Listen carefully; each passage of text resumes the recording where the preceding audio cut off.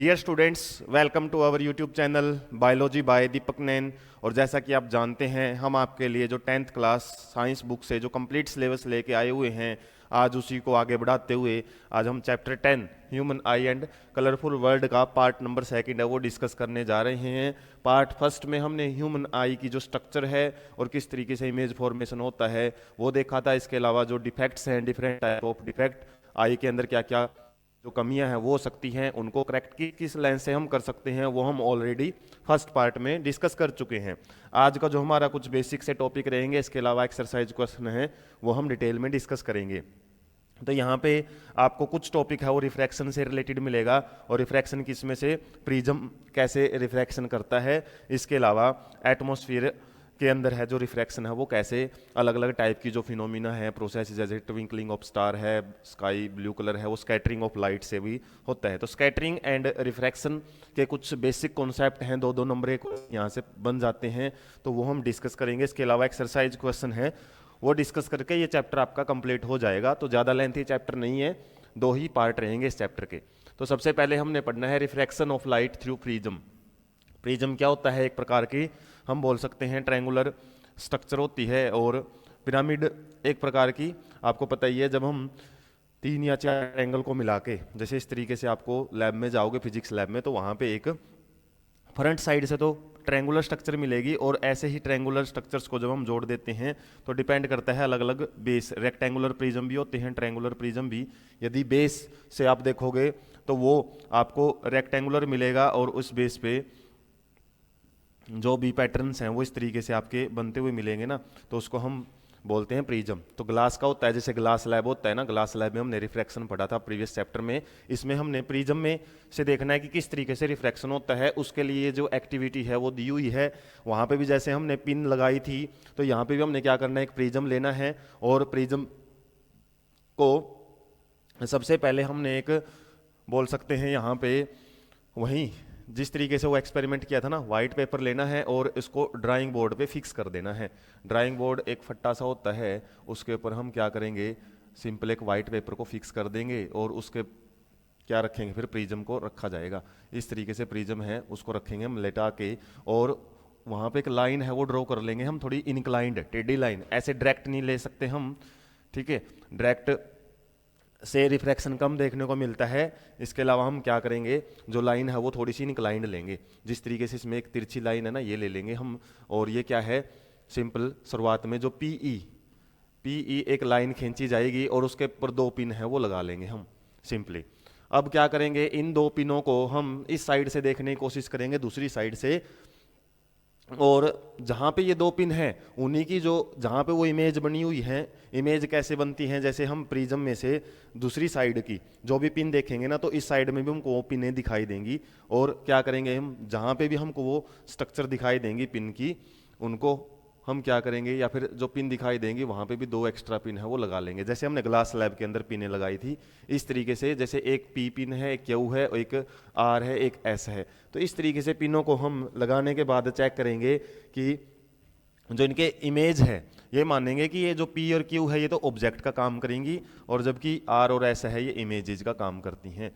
उसके बाद क्या करेंगे, जहाँ जहाँ पे 2 पिन लगी है उस रेज को भी हम ड्रॉ कर लेंगे। एक हमारे पास लाइन ये है, एक ये लाइन है। जो फर्स्ट वाली लाइन थी ये हमारी इंसिडेंट रे का काम करेगी, इंसिडेंट रे, और जो रे बाहर की तरफ, मतलब बाद में जो हमने बनाई है, वो एक रिफ्रैक्टेड रे का काम करेगी, जो बाहर निकली है। हालांकि इसके लिए एक अलग से नाम आएगा यहाँ पे, इमरजेंस रे या इमरजेंट रे भी हम बोलेंगे।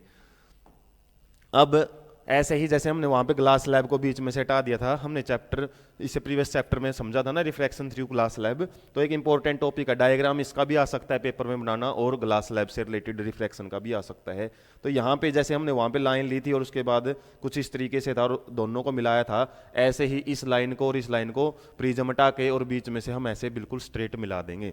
तो यहाँ पे हम क्या ऑब्जर्व करेंगे कि जो हमारी रे ऑफ लाइट है ना, वो इस तरीके से जानी चाहिए थी, और वो बिल्कुल स्ट्रेट थी, स्ट्रेट जानी चाहिए थी, लेकिन प्रिज्म में आने की वजह से उसका जो पाथ है वो डेविएट हो गया। हमने रिफ्रैक्शन में ही तो पढ़ा है कि deviation of path from original path से जब डेविएशन हो जाता है, तो शुरुआत में तो ई से एफ की तरफ मुड़ी ये रे, और उसके बाद फिर क्या है, जब एफ से क्योंकि यहाँ पे क्या है, हमारा ग्लास है, यहाँ पे क्या है, एयर है, ये हमारा रेयरर मीडियम है, ये डेंसर मीडियम है। तो यहाँ पे दो जगह पे रिफ्रैक्शन देखने को मिलेगा। एक बार तो जब एयर से ग्लास में एंटर करी, एक रिफ्रैक्शन तो ये है, और एक रिफ्रैक्शन जब ग्लास से एयर के अंदर आई है, दूसरा रिफ्रैक्शन यहाँ पे मिला है हमको। अब हमने क्या देखना है, यहाँ पे सिंपली एक नॉर्मल ड्रा करना है, और नॉर्मल जब ड्रा किया जाएगा वो बिल्कुल परपेंडिकुलर होता है। जैसे ये वाली जो सरफेस है ना, इसको इंटरफेस भी बोल सकते हैं, क्योंकि इसके एक साइड में अलग टाइप का मीडियम है, एक साइड में दूसरा है। तो यहाँ पे हम क्या करेंगे, नॉर्मल ड्रा करेंगे परपेंडिकुलर। तो वहाँ से नॉर्मल के साथ में जो एंगल बना हुआ है, ये एंगल आई है, एंगल ऑफ इंसिडेंस इसको बोलेंगे। उसके बाद जैसे ही रे हमारी जानी सीधी चाहिए थी, लेकिन ये क्या करेगी, एंगल बनाएगी नॉर्मल के साथ, तो इसको बोलेंगे हम angle of refraction, angle R.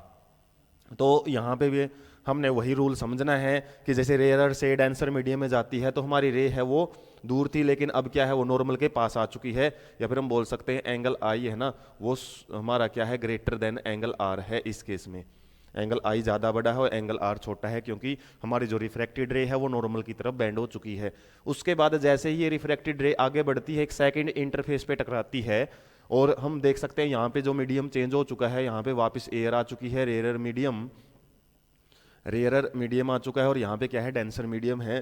तो जाहिर सी बात है, यहाँ पे फिर एक दोबारा रिफ्रैक्शन देखने को मिलेगा, और रिफ्रैक्शन के लिए जो हमारी रिफ्रैक्टेड रे थी, अब ये इंसिडेंट रे का काम करेगी। और इंसिडेंट रे जैसे ही टकराई, फिर क्या करेगी, ये यहाँ पे जो एंगल बना हुआ है, एंगल आई, इसको हम मानेंगे। और उसके बाद जैसे ही बाहर की तरफ एंगल निकला है, हालांकि हम क्या मानते थे, एंगल ऑफ रिफ्रैक्शन, लेकिन यहाँ पे एंगल ऑफ इमरजेंस क्यों बोलते हैं, क्योंकि बाहर निकलेगी है हमारी रे। इमरजेंस या फिर एग्जिट का मतलब यही होता है कि बाहर निकलना। प्रिज्म से जब रे बाहर निकलती है, और बाहर निकलते हुए वो नॉर्मल के साथ जो भी एंगल बनाती है, तो हम इसमें एंगल आर नहीं बोलेंगे, एंगल, क्योंकि आर पहले भी आ चुका है, तो यहाँ पे एंगल ई बोला जाता है, और ये एंगल ई है। अब यहाँ पे जो हमारा एंगल अंदर की तरफ बना हुआ है ना, जो यहाँ पे ये वाला एंगल बना हुआ है, जो हमने एंगल आई का नाम दिया था, यहाँ पे ये एंगल है वो स्मॉलर मिलेगा। हालांकि इसने एंगल का कोई नाम नहीं दिया, तो जो एंगल I2 भी बोल सकते हो, ये I1 हो सकता है। तो I2 है वो हमारा स्मॉलर है एंगल R से, या फिर एंगल R को ही हमने क्या मानना है, एंगल E मानना है। तो यहाँ पे क्या है, रिफ्रैक्शन देखने को मिला है दूसरे टाइप का, और यहाँ से हमको यही समझ में आता है कि जो मीडियम चेंज हुआ है वो पहले डेंसर था, अब वो रेयर में आ चुकी है, अवे फ्रॉम द नॉर्मल है, हमारी रे है वो बैंड हो चुकी है। तो इस तरीके से यहाँ पे कुछ रेज हैं वो दी हुई हैं आपकी, और इसी टाइप के एक्सपेरिमेंट को तो प्रैक्टिकल में कर सकते हैं, वरना जो लेजर लाइटें आती हैं, बिल्कुल बारीक लाइन है वो दिखाई देती है उसमें से जाती हुई, तो लेजर लाइट के साथ भी हम जब ये एक्सपेरिमेंट करके देखते हैं ना, तो एक रे को यदि हम तिरछा डाल लेंगे, थोड़ा सा, बिल्कुल प्लेन नहीं डालना, थोड़ा सा एंगल बनता हुआ दिखना चाहिए, वो नॉर्मल के साथ कोई ना कोई एंगल बनना चाहिए, तो वहां से आपको बिल्कुल देख सकते हो आप किस तरीके से जो लाइट है वो कब कब बैंड होती है। तो सबसे ज़्यादा जो बेंडिंग फॉर्मेट है ना, वो यहाँ पे आपको प्रिज्म में देख सकते हो। तो इसी को बोलते हैं एंगल ऑफ रिफ्रैक्शन, और इसके अंदर या फिर हम बोल सकते हैं रिफ्रैक्शन थ्रू प्रिज्म, रियल में जो टॉपिक का नाम आएगा, इसका डायग्राम आपसे पूछा जा सकता है 2 मार्क्स में, या फिर एक्टिविटी ड्रा करके बताओ, तो ऐसे ही आपने पिन वगैरह है वो बतानी है इसके अंदर, जैसे पिनों का दिया हुआ है ना, इसको पढ़ लेते हैं। Draw a straight line PE, सबसे पहले हमने बताया था लाइन खींच लेनी है एक, और उसके ऊपर 2 पिन है वो लगा देनी है, पी एंड क्यू।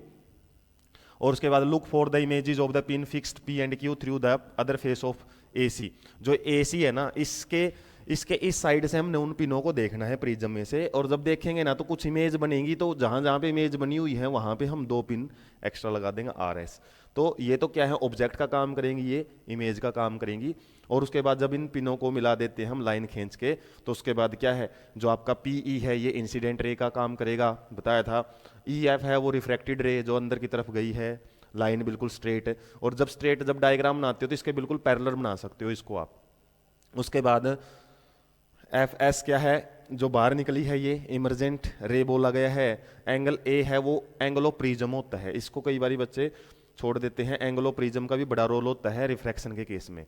ये जो A है, जैसे ट्रायंगल का जो एंगल है उसकी बात की हो, एंगल ऑफ प्रिज्म बोलते हैं इसको। इसके अलावा एंगल I इंसिडेंट एंगल होता है, एंगल A रिफ्रैक्टेड। इसके अलावा एंगल हमारा इमरजेंस एंगल है वो एंगल E से दिखाया हुआ है, और एक एंगल ये है, इसको भी छोड़ के चलते हो कई बार, एंगल ऑफ डेविएशन इसको बोलते हैं।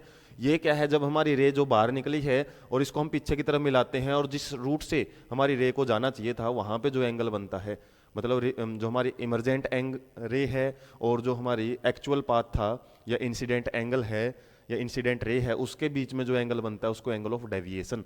तो ये देख सकते हैं हमारी रे है इस साइड में जानी चाहिए थी, लेकिन वो कितना डेविएट हो चुकी है। ठीक है, जाना इसको इस साइड में चाहिए था लेकिन डेविएट होकर इस साइड में चली गई है वो, इसी को एंगल ऑफ डेविएशन बोला जाता है।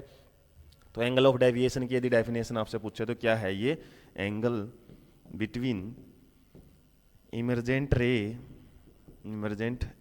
एंड इंसिडेंट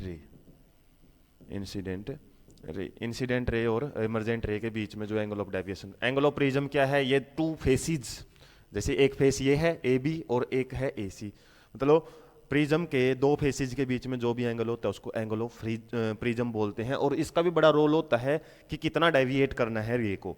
तो इस तरीके से डायग्राम बड़ा ही इंपॉर्टेंट है। इसके अंदर कौन से एंगल को या कौन सी रे को हम क्या नाम देंगे, ये जरूर आपको ध्यान रखना पड़ेगा, क्वेश्चन यहाँ से बनने के चांसेस रहते हैं।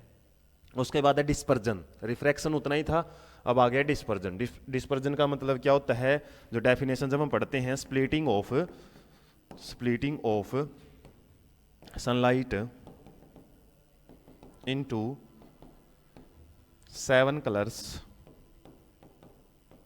When passed through a glass prism. जब हम ग्लास प्रिज्म में से सनलाइट को, वाइट लाइट को पास करते हैं तो वो 7 कलर्स में क्या हो जाती है? स्प्लिट हो जाती है, एक स्पेक्ट्रम बनता है, जो एक पैटर्न बनता है ना, pattern of 7 colour, pattern of 7 colour formed by A prism when A white light pass through it, तो उसको बोलते हैं हम सिंपली स्पेक्ट्रम। स्पेक्ट्रम की डेफिनेशन भी एक नंबर में पूछ सकती है। तो पैटर्न को तो हम स्पेक्ट्रम बोलते हैं, जो पैटर्न बनेगा एक प्रकार का इस तरीके से, जिसमें जो वी है वॉयलेट कलर को रिप्रेजेंट करता है। इसके अलावा उसके बाद इसकी जो फुल फॉर्म, जो अलग अलग कलर बनते हैं उसको आप ऐसे याद रख सकते हो, VIBGYOR। इसमें V और R दिखाया हुआ है। I का मतलब इंडिगो, B का मतलब ब्लू, उसके बाद ग्रीन। हालांकि इसमें अपनी बुक के अंदर V को एक ही वॉयलेटी कलर दिखाया हुआ है, लेकिन ये दूसरा कलर यहाँ से बनता है और ये क्या रहता है आपका? इंडिगो टाइप की कलरेशन है वो मिलेगी। उसके बाद ब्लू कलर है, उसके बाद ग्रीन है, उसके बाद येलो है, उसके बाद रेड है, और उसके बाद यहाँ पे आपका रियल रेड। हालांकि पिंक कलर कलरेशन थोड़ी सी लगाई हुई है, लेकिन शुरुआत में ऑरेंज कलर आया, फिर आएगा रेड, आपका थोड़ा पिंकिश कलर आया हुआ है इसमें।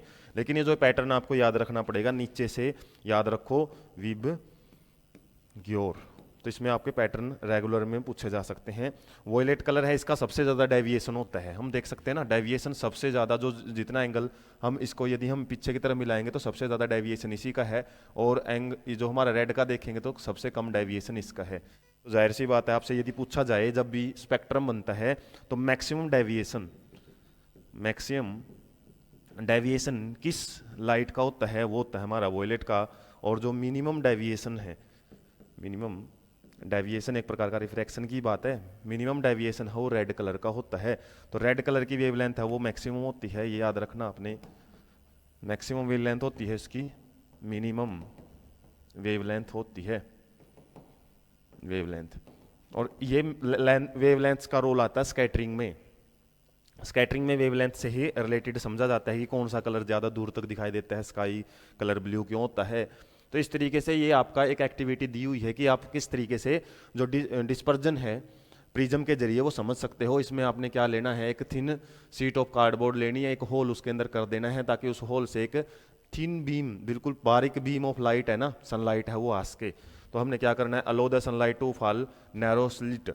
तो हमने क्या करना है, कार्डबोर्ड ले लेना है बिल्कुल, और उसको हमने एक जगह पे क्या कर देना है, उसके सिंपली एक पोर छोड़ देना है, और वहाँ पे हमने एक प्रिज्म है उसको सेट कर देना है। और कुछ लाइट है इस तरीके से यहाँ पे पास होनी चाहिए, बिल्कुल बारीक पिन होनी चाहिए बिल्कुल, उससे ही हमको होल करना है ताकि बिल्कुल बारीक लाइट ही आए, थिन बीम ही आए। उसके बाद यहाँ से हमने स्पेक्ट्रम है उसको ऑब्जर्व करना होता है। तो वो जिस तरीके से आप इसको प्रिज्म को सेट करोगे वहीं से आपको एक पैटर्न मिलेगा, किसका, रेनबो टाइप का, या फिर एक स्पेक्ट्रम आपको फॉर्म होता हुआ मिलेगा। तो इस तरीके से इसमें आपको वही एक्टिविटी दी हुई है। फिर यहाँ पे एक जो आपने पेपर है वो लगा देना है, पेपर के ऊपर देखोगे तो आप अलग अलग टाइप का एक ऐसे बिल्कुल सेपरेट सेपरेट तो नहीं कलर दिखेंगे, लेकिन एक पैटर्न जरूर दिखेगा। ऊपर की तरफ रेड कलर दिखेगा और यहाँ की तरफ ब्लू कलर, बीच वाले जो कलर हैं वो थोड़े ही इंटरमिक्स होकर दिखाई देते हैं। तो जब आप एक वाइट सीट रखोगे इसके आगे दूसरी साइड में, तो वहाँ पे आपको एक स्पेक्ट्रम बनता हुआ जरूर दिखेगा। तो इसी को हम समझते हैं एक्टिविटी है ये dispersion of white light by glass prism. 2 number में आपसे पूछे तो इस टाइप का पैटर्न आप बना के आ सकते हो। उसके बाद है जो स्पेक्ट्रम हमारे प्रिज्म P1 ने बनाया था, इसको दोबारा से हम स्पेक्ट्रम को गायब कर सकते हैं। कहने का मतलब क्या है, जब एक प्रिज्म के दूसरी साइड में हम पेपर सीट रखेंगे तो स्पेक्ट्रम बन जाएगा, लेकिन पेपर सीट को हटा के यदि हम एक इन्वर्टेड प्रिज्म रख देते हैं, व्हेन एन इन्वर्टेड प्रिज्म, किसकी डेफिनेशन बनेगी, ये रिकम्बिनेशन ऑफ स्पेक्ट्रम की डेफिनेशन बता रहा हूं मैं कि इनका जो स्पेक्ट्रम का रिकम्बिनेशन कैसे हो सकता है। तो जब हम एक इन्वर्टेड प्रिज्म को प्लेस करते हैं, is placed on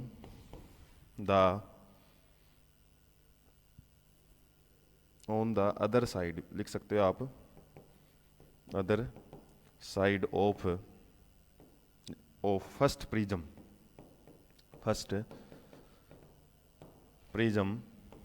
then spectrum formed by first prism get recombined, वो रिकम्बाइंड हो जाता है टू फॉर्म वाइट लाइट। जो व्हाइट लाइट है ना दोबारा बना लेता है, और उसी को हम बोलते हैं recombination of prism. Inverted prism को रखना पड़ेगा, सीधा रखोगे तो हो सकता है वहाँ पे आपको रिकम्बिनेशन नहीं दिखाई दे। तो जो यहाँ पे स्पेक्ट्रम बना है, कहने का मतलब क्या है, स्पेक्ट्रम को रिकम्बाइन करके हम व्हाइट लाइट है दोबारा बना सकते हैं स्क्रीन के ऊपर। इसी को रिकम्बिनेशन ऑफ प्रिज्म बोलते हैं। तो जरूरी नहीं प्रिज्म स्पेक्ट्रम बनाता ही है, सिंगल तो बना सकता है, लेकिन उस स्पेक्ट्रम को यदि हमने गायब करना है तो हम सेकंड प्रिज्म है वो इन्वर्टेड करके रख देते हैं। तो सिंपल सा कॉन्सेप्ट है ये, 1 नंबर की डेफिनेशन हो सकता है आपसे पूछी जाए। जो स्पेक्ट्रम है प्रिज्म का, हमारी नेचर के अंदर क्या एक नेचुरल फिनोमिना देखने को मिलती है, रेनबो। और रेनबो क्या है, इंद्रधनुष।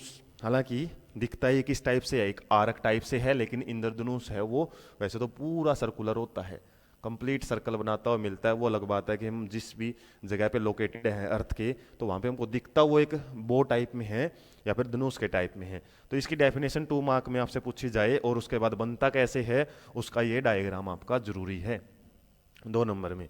तो रेनबो कब बनता है, natural spectrum appearing in the sky after a rain shower, जब बरसात आके रुक जाती है या थोड़ी थोड़ी बरसात होती रहती है, उस केस में भी आपको रेनबो है बनता है। उसके लिए कंडीशन क्या है, सनलाइट भी होनी चाहिए। फिर जब सन भी साथ में उगा हुआ होता है या फिर सनलाइट है वो भी है एनवायरनमेंट में, और साथ में बारिश वगैरह है वो गिर रही है, काज्ड बाय द डिस्पर्जन, किसकी वजह से होता है, dispersion of sunlight by water droplet.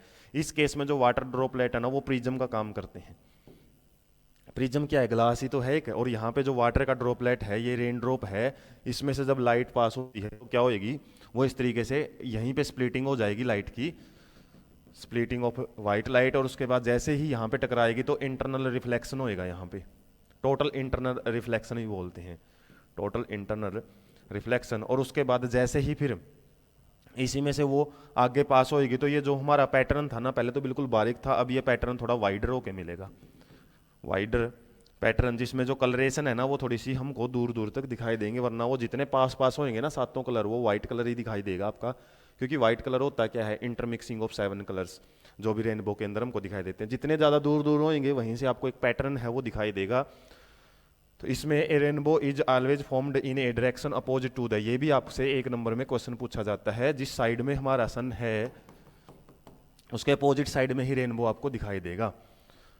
They refract and disperse the incident sunlight and then reflect internally, total internal reflection देखने को मिलेगा।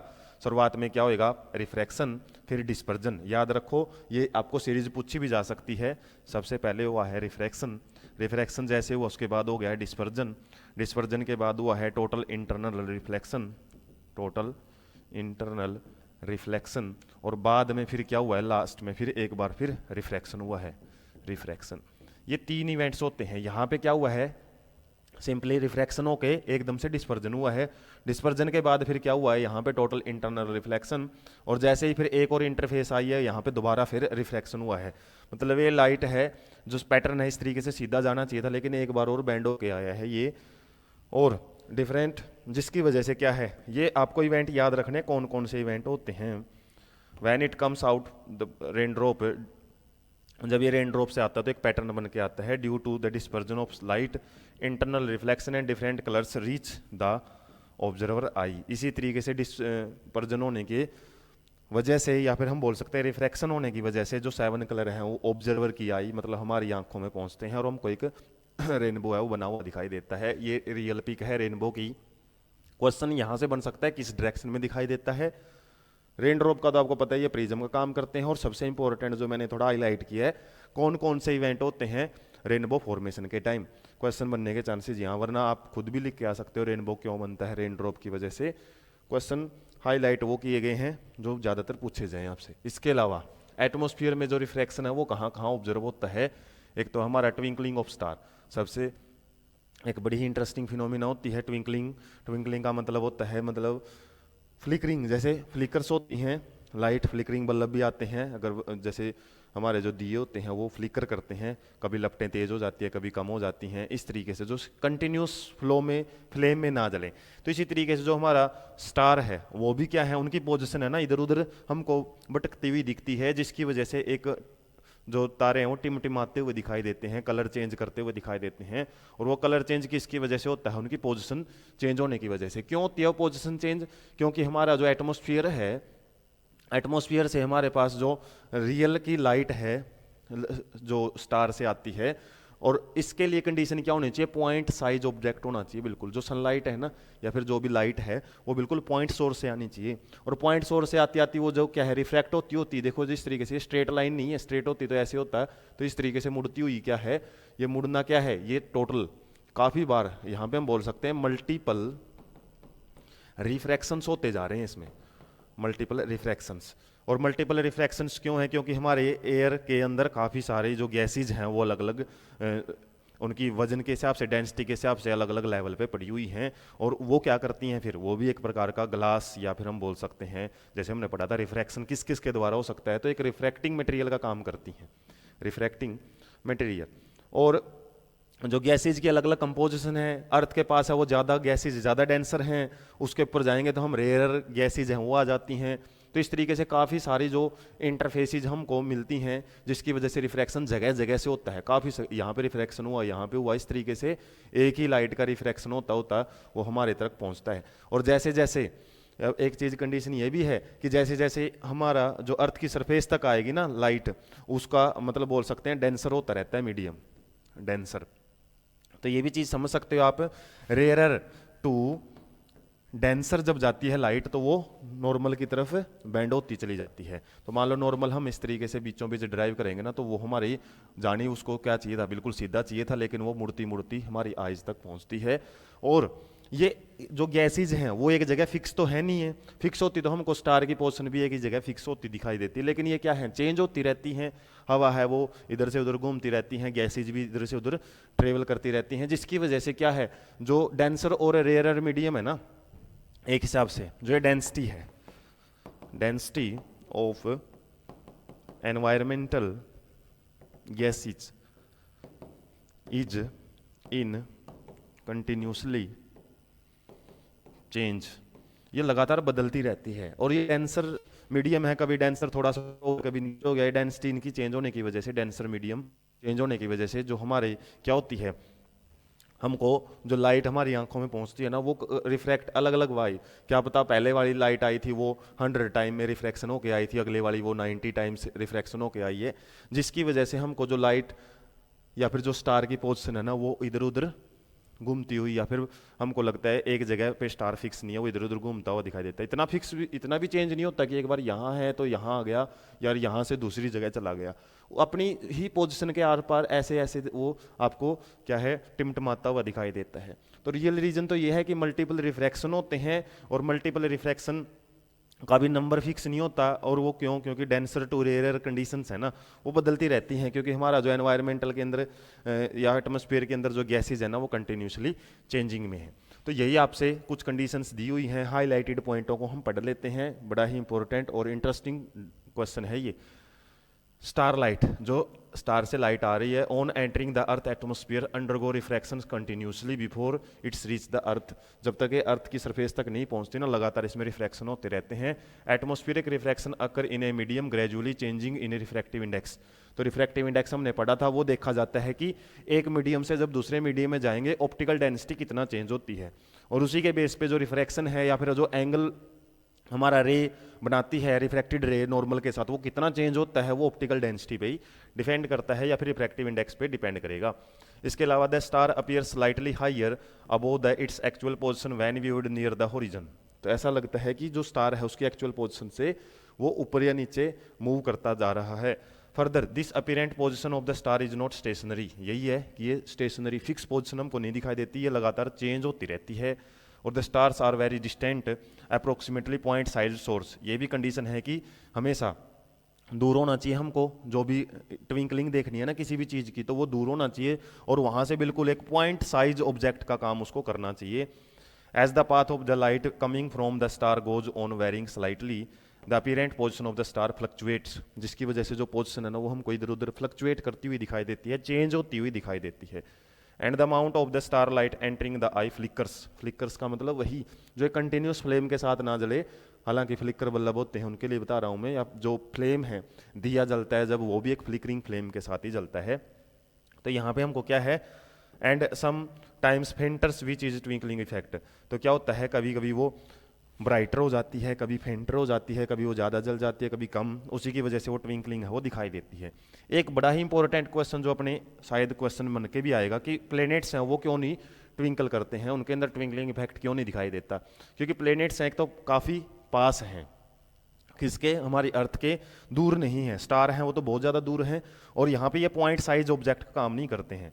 Point size source of light का होना बड़ा ज़रूरी है, लेकिन जो हमारा जो बोल सकते हैं प्लैनेट्स हैं, ये एक बड़े ऑब्जेक्ट का काम करते हैं, और ये भी हो सकता है छोटे छोटे पॉइंट्स का काम करें, लेकिन ये जो पॉइंट से होने वाला जो भी इनका रिफ्रैक्शंस है, ये क्या कर देते हैं, एक दूसरे के इफेक्ट को नल आउट कर देते हैं। मान लो इसकी वजह से कोई हमको रिफ्रैक्शन है या ट्विंकलिंग इफेक्ट देखने को मिल रहा है, इसकी वजह से भी कोई ट्विंकलिंग है, इसकी वजह से भी, तो हम किसी बड़े ऑब्जेक्ट को भी उसको ये मानना है कि भाई उसके भी अंदर तो भी काफ़ी सारे पॉइंट्स हैं, वो पॉइंट सोर्स का काम कर सकते हैं, तो वो कर सकते हैं, लेकिन उनका जो रिफ्रैक्शन है हर एक पॉइंट का, वो एक दूसरे के इफेक्ट को नल कर देता है। यही है the total variations in the amount of light entering our eye from all the individual point size sources will average out to 0।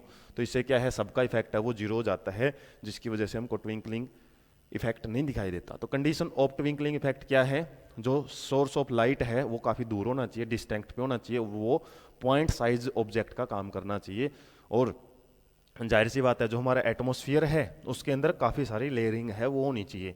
Single layer से भी आपको कंडीशन है वो नहीं पता लगेगी, और ये लेयर हैं ये कंटिन्यूसली मूवमेंट में होनी चाहिए, तभी हमको ट्विंकलिंग इफेक्ट दिखाई देगा। ऐसे एक ही जगह स्टेशनरी हमारी यदि लेयर्स होती तो फिर भी हमको कोई भी इफेक्ट वो देखने को नहीं मिलता।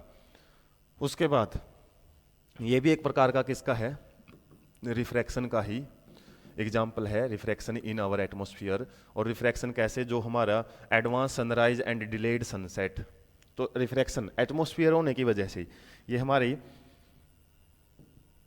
अर्थ का एटमॉस्फेयर होने के कई फायदे हैं हमारे पास। पहले फायदा तो यही है कि हमको सनलाइट है ना वो 2 मिनट तो एक्स्ट्रा मिलती है सनराइज के टाइम, और 2 मिनट एक्स्ट्रा तक रहती है किसमें, सनसेट के टाइम। एक्स्ट्रा मतलब 4 मिनट तक जो हमारे जो सनलाइट है वो एक्स्ट्रा रहती है। हालांकि सन है वो 2 मिनट बाद राइज होता है, 2 मिनट पहले राइज हो जाता है उसकी एक्चुअली पोजीशन से। वो क्यों, क्योंकि बताया था हमारी जो एटमॉस्फेयर की लेयर है वो लगातार रिफ्लेक्शन होता रहता है।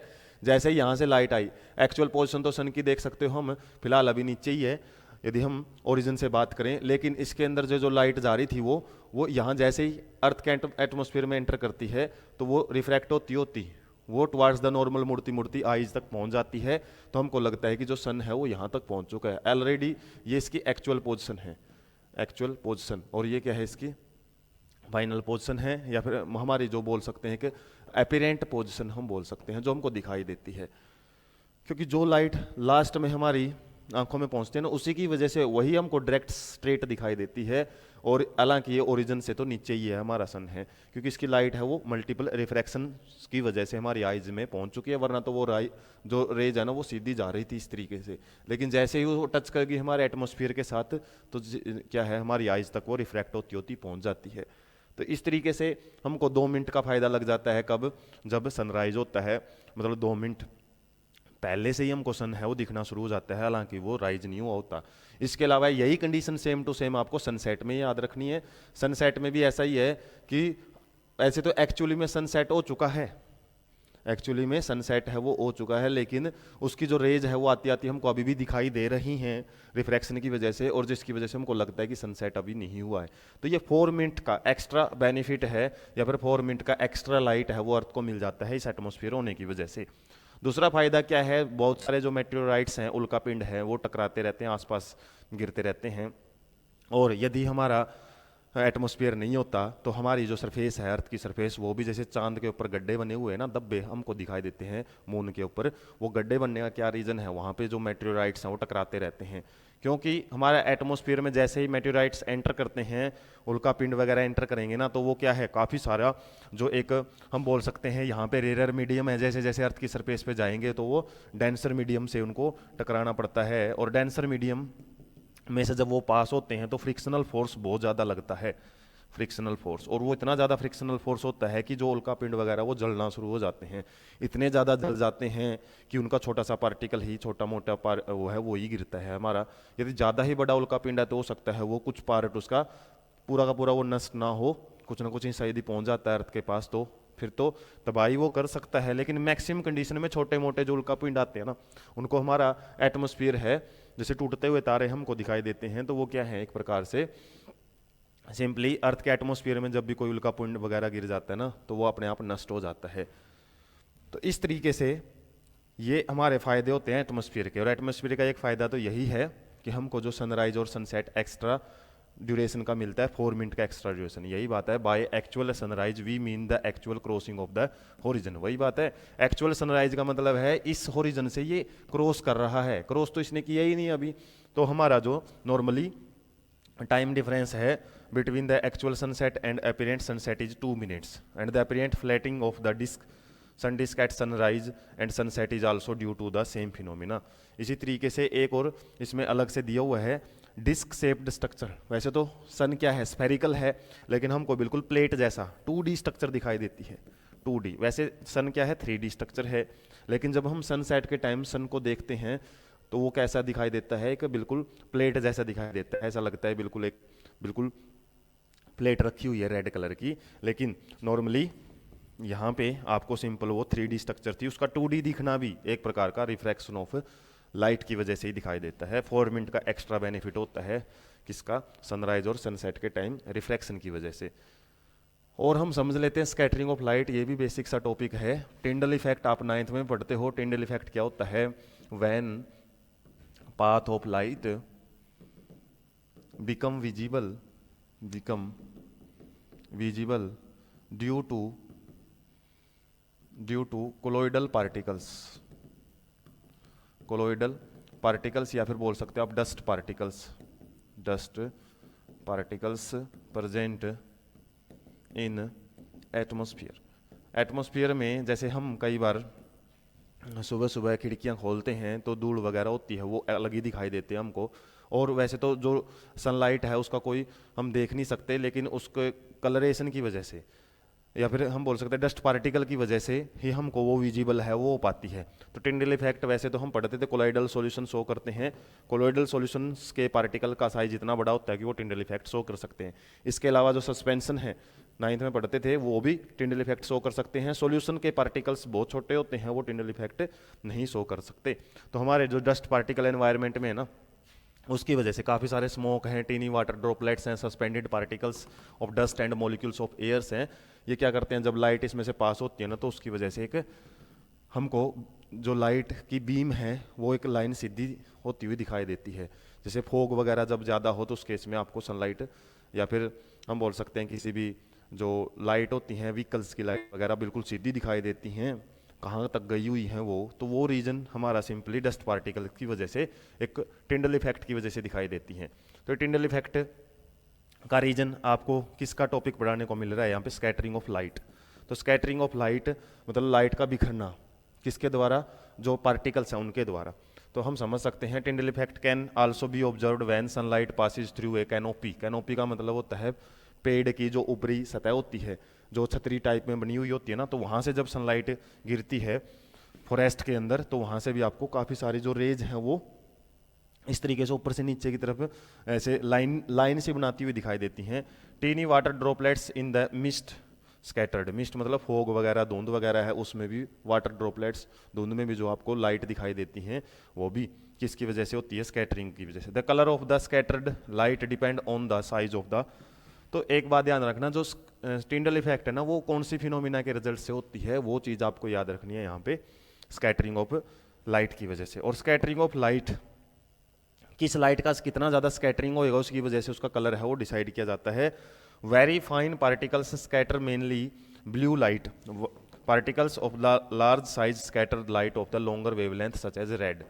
रेड कलर की जो लाइट है, जैसे हमने देखा था एक पैटर्न में विबग्योर बनता था ना, तो वी मतलब वॉयलेट, और उसके बाद इंडिगो और ब्लू। ज़्यादातर ब्लू कलर की जो वेवलेंथ है वो इतना छोटी होती है कि छोटे छोटे पार्टिकल्स, क्योंकि पार्टिकल्स यदि बहुत ही ज़्यादा छोटे हैं, बहुत मिनिमम साइज है, तो उस वजह से तो वॉयलेट कलर हमको दिखाई देता है। जैसे स्काई का कलर है, हमको ब्लू क्यों दिखाई देता है, क्योंकि पार्टिकल्स हैं जो हमारे एटमॉस्फेयर के वो उतने साइज के हैं कि वो ब्लू लाइट को स्कैटर कर सकें। स्कैटर का मतलब यही है कि जैसे पार्टिकल के साइज है ना, मान लो इतना बड़ा साइज है पार्टिकल का, और वेवलेंथ जैसे हमने साउंड वाले चैप्टर में पढ़ा था, इस टाइप से वेवलेंथ को हम मानते हैं किस तरीके से एक पैटर्न में आगे बढ़ती हैं वेव्स। तो जितनी ज़्यादा छोटी छोटी वेवलेंथ होंगी तो वो क्या है, छोटे से छोटे पार्टिकल से भी टकरा सकती हैं। बड़ी वेवलेंथ होगी तो हो सकता है वो छोटे पार्टिकल से ना टकरा पाएं। तो रेड लाइट की जो वेवलेंथ है ना वो बड़ी होती है, जिसकी वजह से छोटे पार्टिकल्स का उसके ऊपर कोई असर नहीं पड़ता।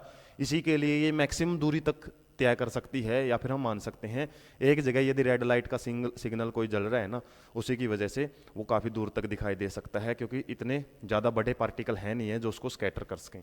तो जाहिर सी बात है रेड लाइट को एक डेंजर सिग्नल के रूप में भी यूज किया जाता है। पूछ लिया जाता है आपसे क्यों, क्योंकि इसकी स्कैटरिंग है छोटे पार्टिकल्स के द्वारा नहीं हो पाती। इसके अलावा जो स्मॉल पार्टिकल्स हैं, स्मॉल पार्टिकल्स जितने ज़्यादा होंगे एनवायरनमेंट में, जैसे जो स्काई का कलर ब्लू क्यों दिखाई देता है, उसका रीज़न यही है कि हमारे एनवायरनमेंट में छोटे छोटे पार्टिकल्स हैं और उसकी वजह से ब्लू लाइट की स्कैटरिंग हो पाती है और वो ज़्यादा हमको बिखरी हुई दिखाई देती है। बाकी कलर हैं वो दिखाई नहीं देते, बाकी कलर हैं वो उन पार्टिकल्स को पास करके आगे निकल जाते हैं। इस तरीके से ये जो स्कैटरिंग है, ये याद रखना, लॉन्गर वेवलेंथ की जो लाइट हैं उनको बड़े पार्टिकल कर सकते हैं, छोटे पार्टिकल्स हैं वो छोटी वेवलेंथ की लाइट को ही स्कैटर कर पाएंगे। उसके बाद हमारा यहाँ पे एक टिंडल इफेक्ट है, इसी से रिलेटेड डायग्राम आपने 9th क्लास में भी देखा होगा कि यहाँ पे यदि हम एक सॉल्यूशन लें जो कि कोलोइडल सॉल्यूशन का काम करे, कोलोइडल सॉल्यूशन, हालांकि मिल्क है वो भी एक कोलोइडल सॉल्यूशन है, लेकिन उसमें से लाइट हो सकता है पूरी पास ना हो। तो इसमें एक सॉल्यूशन लिया हुआ है इसने, सोडियम थायोसल्फेट। सोडियम थायोसल्फेट को 2 लीटर ऑफ क्लीन वाटर में यदि हम मिलाते हैं 200 ग्राम को, तो एक हमारा कोलोइडल सॉल्यूशन तैयार हो जाता है। अब हमने क्या करना है, कोई भी सोर्स ऑफ लाइट है वहाँ से यदि हम एक लेंस के जरिए लाइट को पास करते हैं फोकस में से, जैसे टॉर्च है ना, ये एक प्रकार की टॉर्च ही है, टॉर्च से जब हम लाइट पास करते हैं तो सिंपल यहाँ पे हमको क्या है, लेंस 2 से जब हम इसको और फोकस करेंगे तो यहाँ पे एक क्या है, पैटर्न है वो दिखाई देता है। और या फिर हम बोल सकते हैं जब ये लाइट पास होती है ना इसमें से, तो इसका जो पाथ है, पाथ बिकम्स विजिबल, पाथ है वो विजिबल हो जाता है पार्टिकल्स की होने की वजह से, और उसी को हम क्या बोलते हैं, टिंडल इफेक्ट। तो ये एक प्रकार का सेटअप किया हुआ है जिसमें हम टिंडल इफेक्ट को शो कर सकते हैं। Obtain a sharp image of circular hole on the screen using a second converging lens as shown in figure, dissolve about 200 of 200 gram of sodium thiosulfate in about 2 gram clean water taken in the tank. Add about 1 to 2 ml concentrated sulfuric acid to the water. What do you observe? तो इसमें simply इसने लिया हुआ है, जैसे जैसे हम क्या करेंगे इसके अंदर वाटर, सिंपल वाटर लेंगे तो वहाँ से आपको हो सकता है टिंडल इफेक्ट ना शो हो, लेकिन जैसे जैसे हम ये सॉल्यूशन इसके अंदर ऐड करेंगे तो वहाँ से टिंडल इफेक्ट के चांसेस हैं वो आपके बढ़ जाते हैं। और जो यहाँ पे इमेज फॉर्मेशन है ना उस पे इफेक्ट मिलेगा आपको, लेकिन हमारा यहाँ पे जो कंक्लूजन है इस एक्टिविटी का, हायर क्लासेस में तो हो सकता है 2-4 कॉन्सेप्ट इसमें से और भी मिले आपको, लेकिन आप यहाँ पे पाथ है जो विजिबल वो देख सकते हो, जो रेज हैं आपकी वो विजिबल हो जाती हैं जब हम उसमें से कोलोइडल सॉल्यूशन में से पास करते हैं। तो टिंडल इफेक्ट के अंदर यही समझते हैं, arrangement of observing the scattering of the light in A colloidal solution. Colloidal solution में किस तरीके से लाइट की स्कैटरिंग होती है उससे ही। और पार्टिकल्स का साइज मैंने बताया ना, जितना ज़्यादा पार्टिकल का साइज लोगे उसी हिसाब से आपका जो कलरेशन है वो मिलेगी। कहने का मतलब यही है, जितने ज़्यादा टिंडल इफेक्ट में या फिर बोल सकते हो आप सॉल्यूशन के अंदर पार्टिकल का साइज लेते हो ना, उसी हिसाब से आपका टिंडल इफेक्ट का कलर है या फिर आपकी जो स्कैटरिंग ऑफ लाइट है वो उस हिसाब से दिखाई देती है। इसलिए ये एक्टिविटी दी हुई है। उसके बाद हमारा है colour of the sky is blue. ये हालांकि मैंने बता दिया है क्यों ब्लू होता है, क्योंकि scattering of the shorter wavelength at the blue end than the light of the longer wavelength at the red end. तो ये हमने देखा था कि किस तरीके से पैटर्न बनता है। तो हमारे जो सनलाइट है passes through the atmosphere, the fine particles in the air scatter the blue colour more strongly than the red colour. यही इसका रीज़न है कि ज़्यादातर ब्लू कलर को ही स्कैटरिंग है वो देखने को मिलती है। स्कैटर्ड ब्लू कलर है वो हमारी आइज में पहुंचता है। The earth had no atmosphere. यदि अर्थ के पास कोई भी एटमोस्फियर नहीं होता तो एक क्वेश्चन आता है आपका कि जो स्काई है वो ब्लैक कलर का क्यों दिखाई देता है, या स्पेस है वो ब्लैक कलर का क्यों दिखाई देता है एस्ट्रोनॉट्स को, स्पेस शिप में जो रहते हैं लोग उनको। तो उनको क्यों दिखाई देता है, क्योंकि वहाँ पे कोई एटमॉस्फेयर नहीं है। एटमॉस्फेयर भी एक रेंज तक ही है हमारी अर्थ के ऊपर, और जहाँ जहाँ तक एटमॉस्फेयर है वो ब्लू कलर भी हमको तब तक ही दिखाई देता है। यदि हम एक बार एटमॉस्फेयर से बाहर चले जाएंगे ना तो हमको जो आसमान का कलर है वो आपको क्या दिखाई देगा। The sky appears dark to the passenger flying at very high altitude. बहुत ज़्यादा ऊंचाई पे यदि हमारे जो एरोप्लेन है वो चल रहे होते हैं तो उस केस में आपको ब्लू कलर नहीं दिखाई देता। उस केस में तो आपको कौन सा कलर दिखाई देगा, डार्क कलर ही दिखाई देगा। तो डार्क कलर दिखने का रीज़न क्या है, वहाँ पे एटमॉस्फेयर नहीं है, सिंपली ये समझो। ब्लू कलर दिखने का रीज़न है एटमॉस्फेयर के में होने वाले जो पार्टिकल्स हैं उनके द्वारा स्कैटरिंग ऑफ ब्लू कलर होता है, ब्लू लाइट है, उसी की वजह से ब्लू कलर दिखाई देता है। यदि हमारा सिंपली कोई एटमॉस्फेयर है ही नहीं है तो जाहिर सी बात है डार्क कलर दिखाई देगा। The red is least scattered by the fog और स्मोक। ये बताया था मैंने, इसलिए इसको हम क्या करते हैं काफ़ी दूर तक देखने के लिए यूज करते हैं। एक डेंजर साइन में भी रेड कलर है वो देखने को मिलता है। उसके बाद colour of sunrise and sunset, ये भी स्कैटरिंग ऑफ लाइट। वो तो अर्ली सनराइज और अर्ली सनसेट आ जाए ना, इनमें आप कंफ्यूज हो सकते हो कि कलरिंग की बात आए तो फिर तो आएगा आपका कौन सा कॉन्सेप्ट, स्कैटरिंग से रिलेटेड, स्कैटरिंग। और जबकि वहाँ पे जो कॉन्सेप्ट आया था वो आया था हमारा रिफ्लेक्शन से रिलेटेड, दोनों अलग अलग चीज़ें हैं। तो यहाँ पे हमारा जो सिंपली बोला हुआ है कि रेड कलर क्यों दिखाई देता है, रेड कलर। और रेड कलर दिखाई देने का रीज़न क्या है, जब हमारा सन है वो होरिजन के पास में होता है तो उस केस में उसको ज़्यादा मोटी लेयर है उसको क्रॉस करना पड़ता है, यहाँ से यहाँ तक की डिस्टेंस एटमॉस्फेयर में क्रॉस करनी पड़ती है। और ये क्या है, एक प्रकार का हम बोल सकते हैं डेंसर मीडियम है वो ज़्यादा देखने को मिलेगा। रेयरर टू डेंसर है ना, वो लाइट है वो पास करनी पड़ती है इतने ज़्यादा स्पेस को। तो इतनी ज़्यादा स्पेस को इसको करना पड़ता है तो कवर, जिसकी वजह से हमारी जो स्कैटरिंग है, बाकी सारे जो कलर्स हैं वो तो स्कैटर हो जाते हैं, इतने सारे जो डस्ट पार्टिकल मतलब ज़्यादा एरिया कवरेज करने की वजह से। तो मैक्सिमम कलर है तो वो स्कैटर अवे, वो तो स्कैटर होकर दूर चले जाते हैं। लेकिन रेड कलर मैंने बताया था, रेड कलर क्या है, इसकी वेवलेंथ ज़्यादा होती है, रेड कलर की वेवलेंथ मैक्सिमम होती है, जिसकी वजह से इसकी स्कैटरिंग हो ही नहीं पाती। तो इसकी कोई स्कैटरिंग नहीं हो पाएगी, तो जिसकी वजह से रेड कलर हमारी आइज में एंटर करता है और हमको सनराइज और सनसेट पे कलर है वो रेड दिखाई देता है। देख सकते हो the light from the sun overhead would travel relatively shorter. तो लेकिन जब हम 12 बजे या फिर नून की बात की हुई है इसमें, at noon the sun appears white. ये वाइट क्यों दिखाई देता है, क्योंकि उस केस में बिल्कुल कम डिस्टेंस को कवर करना पड़ता है। यहाँ पे कम डिस्टेंस है और कम डिस्टेंस है तो किसी भी लाइट की स्कैटरिंग यहाँ पे हो ही नहीं सकती, किसी भी कलर की स्कैटरिंग नहीं होती है तो क्या होती है, बिल्कुल थोड़ी सी, जो हमारी only a little of blue and violet colour है ना वो स्कैटर होते हैं और उसे कोई ज़्यादा फर्क नहीं पड़ता, जिसकी वजह से सारे के सारे कलर है ना वो आते हैं। और जब सारे कलर मिक्स होते हैं तो जिसकी वजह से हमको वाइट कलर है वो दिखाई देता है सन का। लेकिन near the horizon most of the blue light and shorter wavelengths are scattered away, जितनी भी छोटी वेवलेंथ थी वो सारी स्कैटर होके दूर चली जाती है, क्योंकि ज़्यादा से ज़्यादा पार्टिकल्स को उनको कवर अप करना पड़ता है। The light that rich eyes is longer wavelength, और वो क्या है, उसी की वजह से हमको रेडिश अपीयरेंस, लाल रंग का सन है वो दिखाई देता है। तो रीज़न यही है, बेसिक रीज़न पे आपको फोकस करना है। क्यों नहीं दिखाई दी बाकी कलर्स, क्योंकि वो स्कैटर अवे हो चुके हैं। लेकिन जब नून है उस टाइम पे ओवरहेड, मतलब सिर के ऊपर जब हमारा सन होता है 12 बजे के आसपास, तो उस केस में आपको सन है वो रेड क्यों नहीं दिखाई देता, उसका रीज़न एक अलग है। और यहाँ पे रेड दिखाई देता है, उसका रीज़न अलग है। तो उसका रीज़न रेड क्यों नहीं दिखाई देता, उसका रीज़न पहले आ चुका है। रेड दिखाई क्यों देता है, इसकी वजह से हमारे ये फिनोमिना डायरेक्ट आपके क्वेश्चंस हैं वो करवाने की कोशिश की जा रही है। हालांकि कॉन्सेप्ट फिर भी समझ में आ जाते हैं, लेकिन टू द पॉइंट आप लिखते हो ना तो एक एक नंबर के क्वेश्चन होते हैं ये। अब हम एक्सरसाइज क्वेश्चन देख लेते हैं। पहले तो एमसीक्यू है।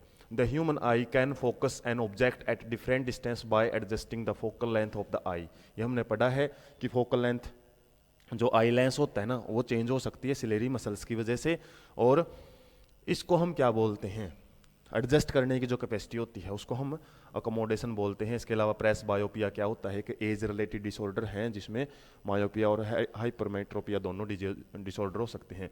नियर साइटेडनेस, फार साइटेडनेस, ये अलग टाइप की डिफेक्ट्स की बात की हुई है, लेकिन यहाँ पे तो एक पावर की बात की हुई है कि जिस पावर से आई लेंस है वो अपनी फोकल लेंथ एडजस्ट कर सके। The human I forms the image of object. कहाँ पे बनती है भाई इमेज, हमने देखा था अलग अलग लेयर्स होती हैं, और लेयर कौन सी है, रेटिना लेयर सबसे इनर मोस्ट लेयर है, वहाँ पे बनती है। प्यूपिल क्या था, प्यूपिल एक प्रकार के आयरिस मसल्स के बीच में जो अपर्चर होती है, बिल्कुल डार्क स्पॉट होता है आयरिस के बीच में, उसको प्यूपिल बोलते हैं। आयरिस कॉन्ट्रैक्टाइल मसल्स होती हैं जो साइज ऑफ प्यूपिल को कंट्रोल करती हैं। कॉर्निया क्या है, एक ट्रांसपेरेंट पार्ट होता है, और इसी को हम क्या बोलते हैं, anterior part of the choroid layer. The least distance of distinct vision, ये आपको बोला हुआ है यहाँ पे नियर पॉइंट या फिर जो पास वाले पॉइंट को। Vision for a young adult with normal vision कितना होता है, ये 25 सेंटीमीटर होता है, या फिर 0.25 मीटर हो सकता है। तो याद रखना सेंटीमीटर का मीटर में भी आपको पूछा जा सकता है। The change in the focal length of an eye lens is caused by the action.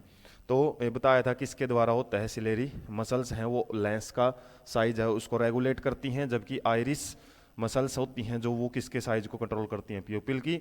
Retina क्या है, एक स्क्रीन का काम करती है जहाँ पे इमेजेस हैं वो बनती हैं।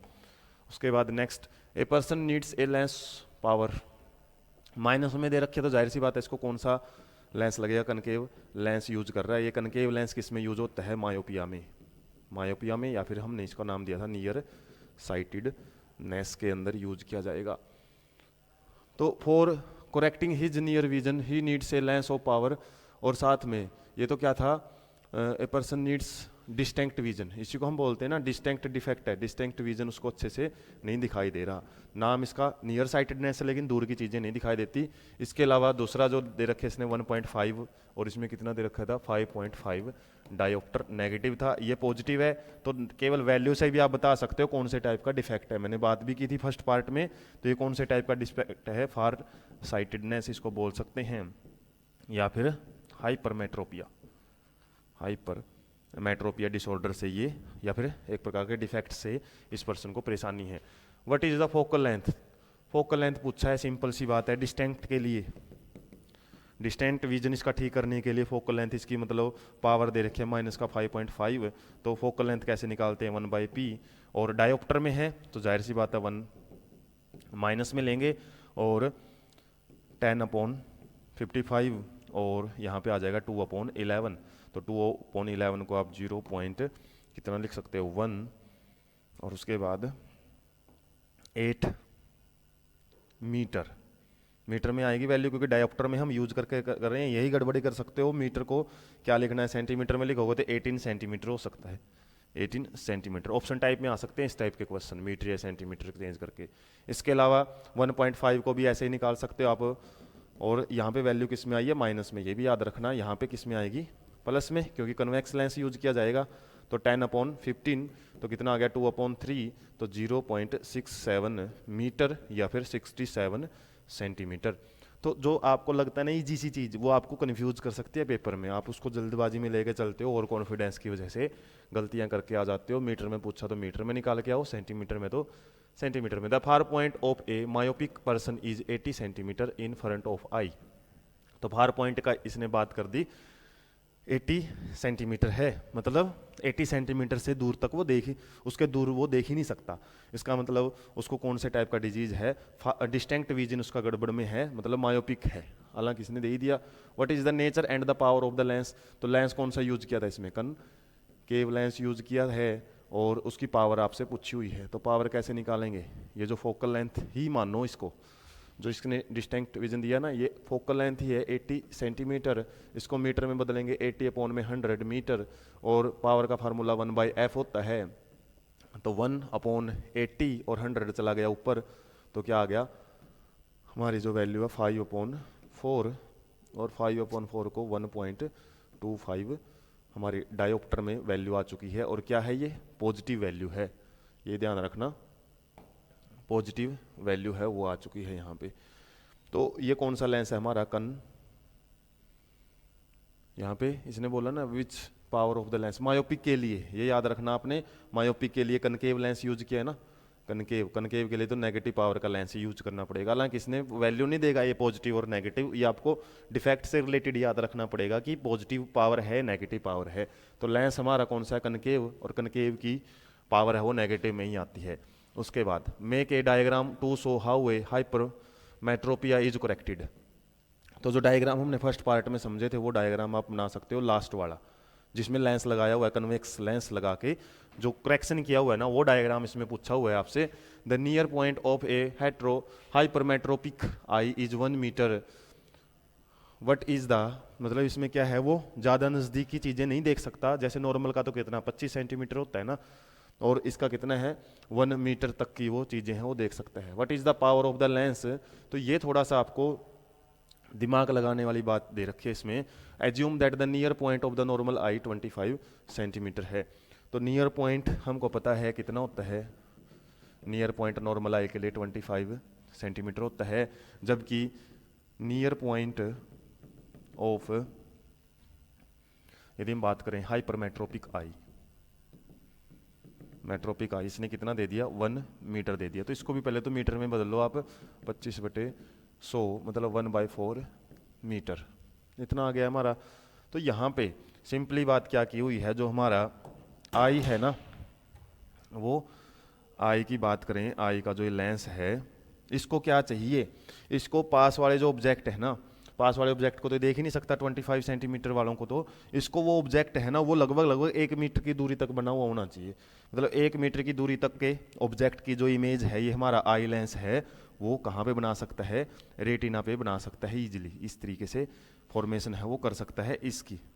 हाइपर मेट्रोपिक आई की कंडीशन यही है कि जो 25 सेंटीमीटर वाली जितनी भी इमेज आएंगी ना, या फिर जो भी ऑब्जेक्ट आएंगे, उनकी जो इमेज है ना ये दूर बनाता है, ये पीछे की तरफ बना लेता है।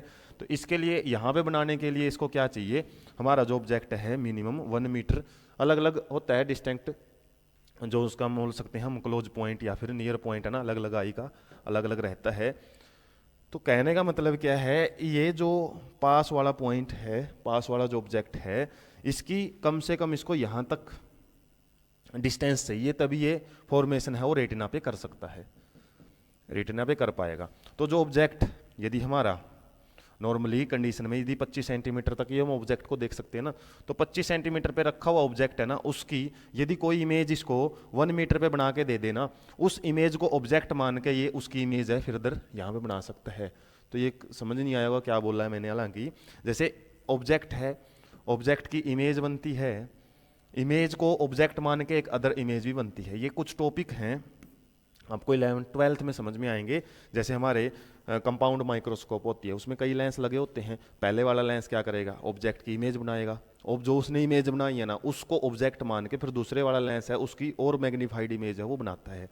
तो हमारे यहाँ पे 2-2 लेंस लगाए जाते हैं ना, एक लेंस तो है ही है कन्वेक्स लेंस, हाइपरमेट्रोपिक में एक और कन्वेक्स लेंस यूज होता है। तो इस कन्वेक्स लेंस का काम पता है क्या है, इसका काम ये है कि जो ऑब्जेक्ट यहाँ पे रखा हुआ है ना उसकी इमेज वो यहाँ पे बनाए 1 मीटर पे, ताकि जो हमारी नॉर्मल ये हाइपरमेट्रोपिक आई है ना, ये 1 मीटर की जगह पे इसको कोई मतलब नहीं है कि ऑब्जेक्ट है कि इमेज है, उस इमेज को क्या करेगा, ये इमेज है ना ये यहाँ पे पहुँचनी चाहिए हमारी रेटिना पे, ताकि हमको वो चीज़ दिखाई दे। तो ऑब्जेक्ट तो हमारा 25 सेंटीमीटर पे ही है, इमेज उसकी 1 मीटर पे बनी हुई है, और उसी को इमेज को ऑब्जेक्ट मान के हमारा जो आई लेंस है उसकी इमेज बनाता है रेटिना पे। तो यहाँ पे आपको फोकल लेंथ निकालनी है, इसलिए मैं चीज़ें बता रहा हूँ आपको। तो यू है ना जो ऑब्जेक्ट है वो कितना है 25 सेंटीमीटर, माइनस में वी है जो इमेज बनी है उसको हम 1 मीटर मानेंगे। और किसकी बात कर रहे हैं हम, एल एच एस साइड की बात कर रहे हैं, तो ये भी माइनस में ही है। और अब हम एफ है ना वो निकाल लेंगे, और एफ कैसे निकालेंगे, फॉर्मूला लगाएंगे लेंस का, 1 by F is equal to 1 by V minus 1 by U. तो पहले एफ निकालना जरूरी है, क्योंकि इसमें आप डायरेक्ट गड़बड़ी कहाँ पे करते हैं हम, ये 1 मीटर दे दिया ना, इसी को 1 बाई 1 करके 1 डायोप्टर पावर निकाल के आ जाते हैं, जो कि आपका गलत रहेगा। इसलिए ये चीज़ें आपको थोड़ा बताने की कोशिश की है कि जो हमारा लेंस हम एक्स्ट्रा यूज करते हैं ना कन्वेक्स लेंस, उसका काम कुछ नहीं है। जो पास वाली चीज़ें हैं ना, जितने भी ऑब्जेक्ट यहाँ पे हैं इस रेंज में हैं जो कि दिखाई नहीं दे रहे हमारी हाइपरमेट्रोपिक आई के द्वारा, उनको ये 1 मीटर तक शिफ्ट कर देगा बस। अब 1 मीटर तक शिफ्ट करने की जो कैपेसिटी है वो तो इस लेंस की है, उसके बाद 1 मीटर के ऑब्जेक्ट की इमेज बनाने की जितनी भी कैपेसिटी है वो हमारा नॉर्मल आई लेंस है रेटिना पे बना देता है।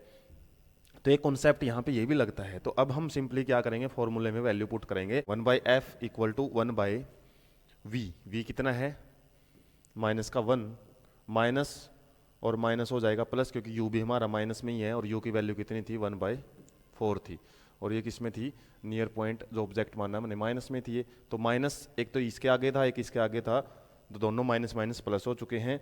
और सिंपली जो 1 बाई 4 है ना, ये कैसे लिखा हमने, डायरेक्ट लिख दिया, लेकिन ये 1 बाई 4 है, क्योंकि u की वैल्यू है ना 1 बाई 4 थी, तो ये 4 है ना ऊपर चला जाएगा सिंपली। तो हमारी वैल्यू जो है माइनस का 1 और प्लस का 4 है, तो यहाँ पे आ जाएगी वैल्यू प्लस का 3, और ये किसकी वैल्यू है, 1 बाई एफ की है।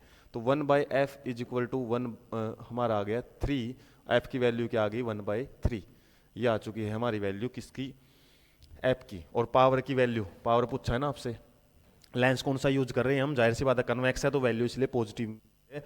और पी की वैल्यू कैसे निकाल लेंगे, 1 बाई एफ, तो 1 by F is equal to 1 by 3, तो इस तरीके से 3 ऊपर चला जाएगा, तो 3 डायोप्टर है वो पावर आपकी आ जाएगी।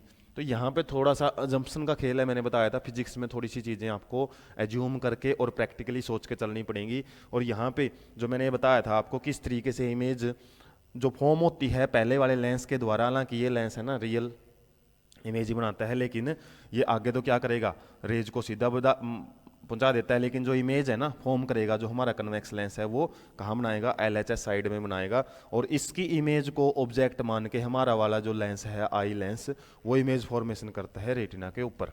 तो इस तरीके से ये जो पावर है वो आपको ध्यान में रखनी है। वीडियो को आप दोबारा या फिर इस क्वेश्चन को आप दोबारा बैक करके भी समझ सकते हो। उसके बाद भी यदि गड़बड़ी आती है तो फिर भी कमेंट सेक्शन में आप पूछ सकते हो, उसका भी आपको जवाब अच्छे से दिया जाएगा। कुछ क्वेश्चन हैं बचे हुए वो देख लेते हैं।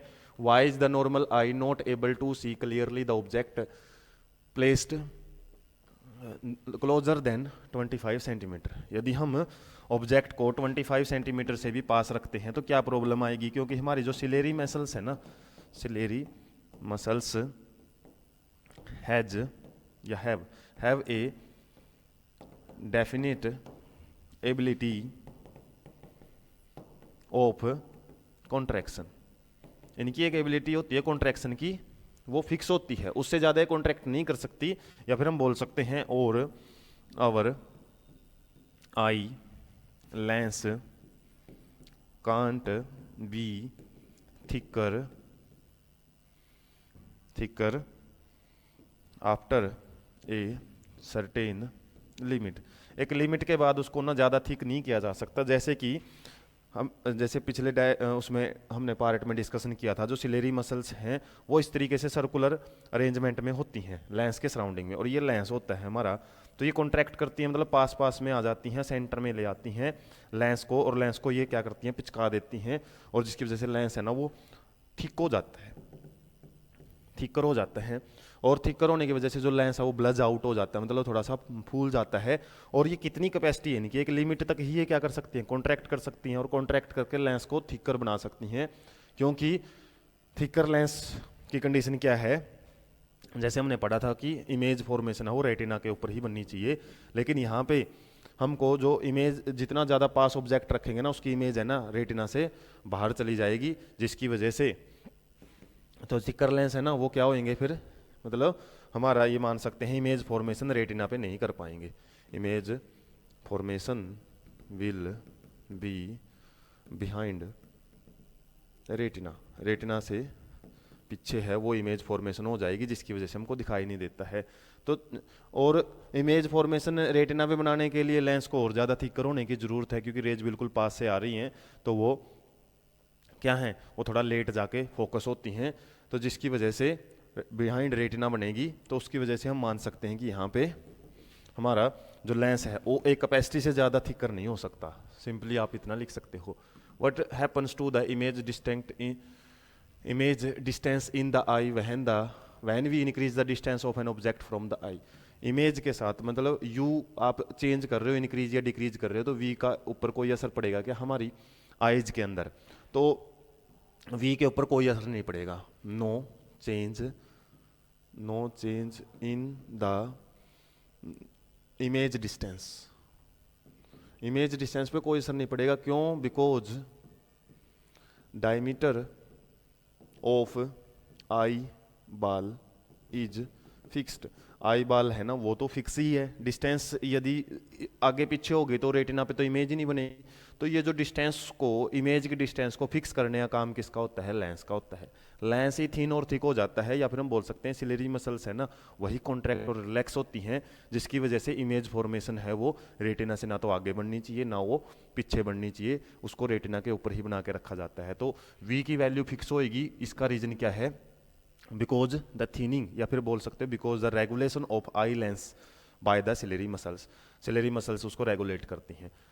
स्टार क्यों ट्विंकल करते हैं ये हम पढ़ चुके हैं। प्लैनेट्स क्यों नहीं ट्विंकल करते ये भी हम समझ चुके हैं। Why does the sun appear डाइडिस, ये हो चुका है question. Why does the sky appear dark instead of an astronaut, dark क्यों दिखाई देता है एस्ट्रोनॉट को? क्योंकि वहाँ पे एटमॉस्फेयर नहीं होता। तो ये क्वेश्चन तो ऑलरेडी हम चारों कर चुके हैं, एक एक दो दो नंबर में आप इनके एक्सप्लेनेशन है वो दे सकते हो। तो जो ये चैप्टर था आपका थोड़ा सा प्रैक्टिकली सोचने का था, समझने का था, इसमें ज़्यादा न्यूमेरिकल आए नहीं है, लेकिन काफ़ी सारी चीज़ें अजम्पशन के बेस पे समझने की थी। तो ये चीज़ें कॉन्सेप्चुअली आपको समझने की कोशिश करनी है, क्योंकि कॉन्सेप्ट बेस के क्वेश्चन ही आपको इस चैप्टर से कन्फ्यूज कर सकते हैं। इसी तरीके के हमारे जो नेक्स्ट चैप्टर बचे हुए हैं, फिजिक्स के 2 चैप्टर हैं, उसके बाद तो एनवायरमेंटल बायोलॉजी का है, वो भी हम इसी सीरीज में आपको कंप्लीट करवा के देंगे। और कोशिश रहेगी आपको आपके एग्जाम से पहले 15 मार्च से पहले आपको सारा सेशन कंप्लीट सिलेबस है वो आपको प्रोवाइड किया जाए। तो इसी सेशन में हम आगे बढ़ेंगे फिर इसके नेक्स्ट जो चैप्टर के साथ। और तब तक आप चैनल के साथ जुड़े रहें, चैनल को सब्सक्राइब रखें, और वीडियोज़ यदि आपको पसंद आती है तो ज़्यादा से ज़्यादा दोस्तों के पास शेयर करें। Thank you so much.